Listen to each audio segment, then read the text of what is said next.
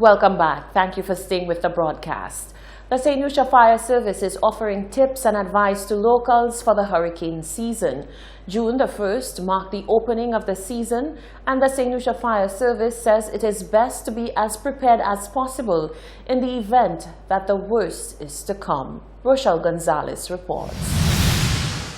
With the Atlantic hurricane season officially opened as of June 1st, the St. Lucia Fire and Emergency Service is offering some important and even life-saving advice on what one should do to be prepared and to stay safe in the event of the passage of a hurricane. Divisional Officer in charge of Fire Prevention, Tonya Albert, said although dedicated professionals and improved technology have made hurricane forecasting more accurate than ever, it would be remiss of anyone to rely solely on those avenues.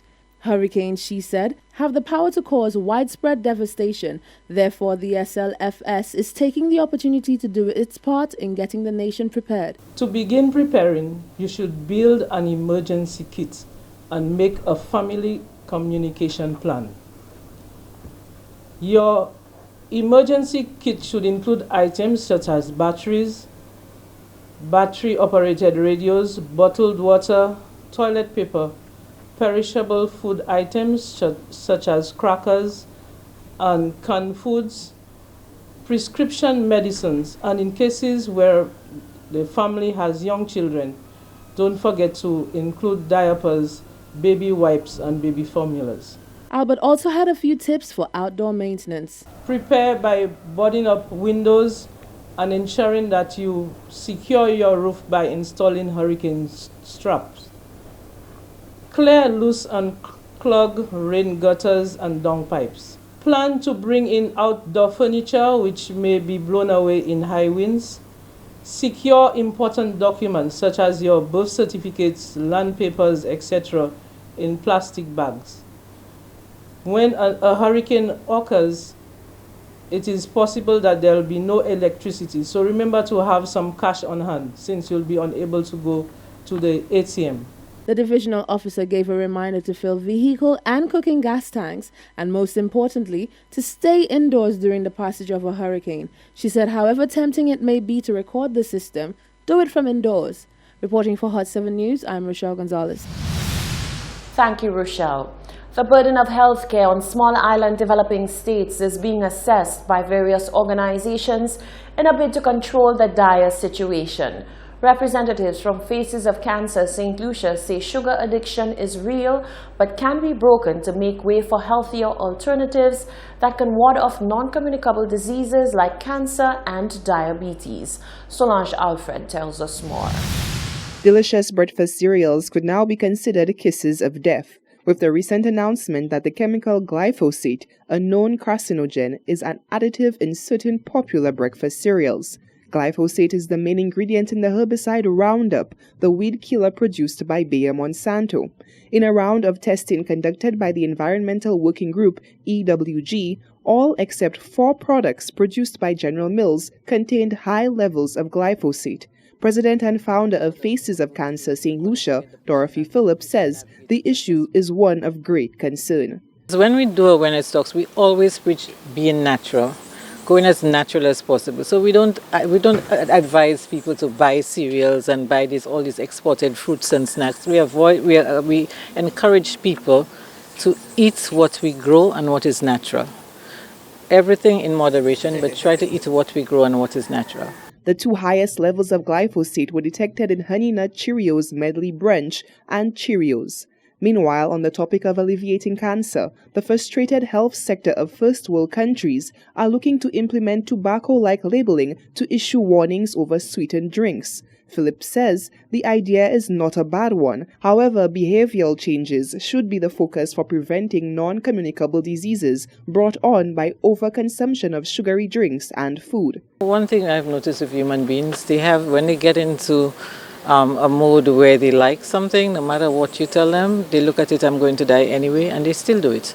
But what we try to do is show people the cost associated with cancer and how difficult it is to get that money that you will need in an effort to see if they will say, okay, I know I will not be able to afford this, let me change my lifestyle, let me do something different.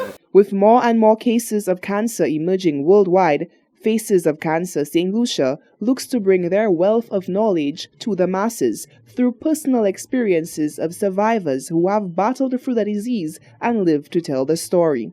Reporting for Hot 7 News, I am Solange Alfred. St. Lucians were encouraged to donate blood and save a life as they joined the world in celebrating World Blood Donor Day. More from Fernell Neptune. As part of celebrating World Blood Donor Day on June 14th, the Blood Bank of the Victoria Hospital held a blood drive in the William Peter Boulevard.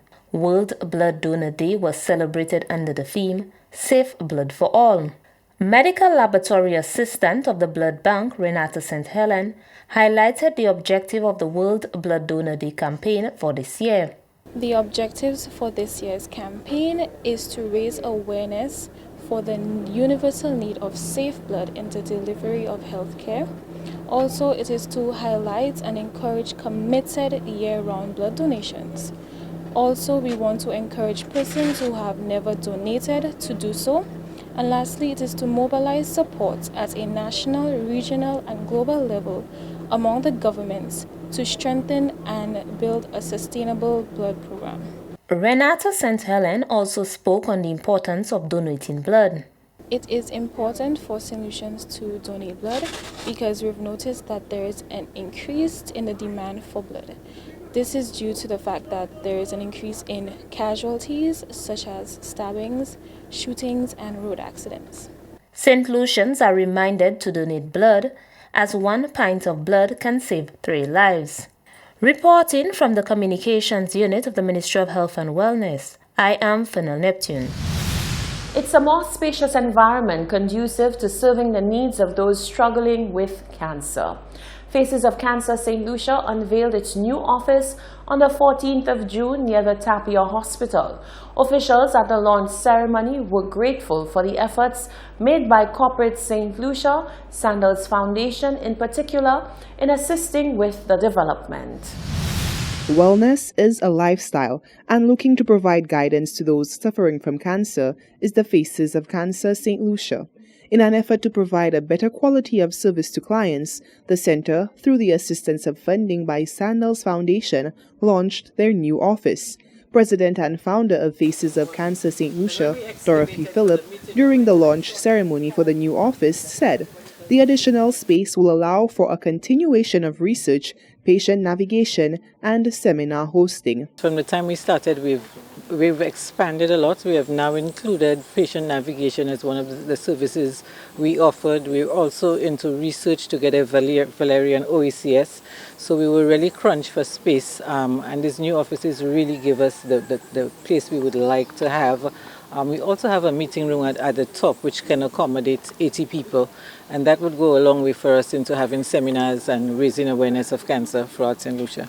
Philip said one of the key factors that the center boasts is its free patient navigation. Patient navigation is really a service we provide that takes away the worry from the cancer patient.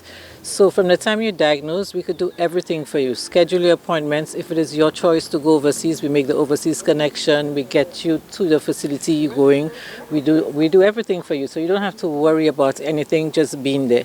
So we're taking off the burden of the cancer patient and laying it on us. Managing Director, Sandals Resort St. Lucia, Winston Anderson, said cancer is one that impacts both the victim and family, and it was for this reason Sandals guaranteed their support to the organization. I think we all know that cancer is probably one of the leading cause of death in St. Lucia, and somewhere along the line, either someone very close to us or someone that we know would have been affected with the disease.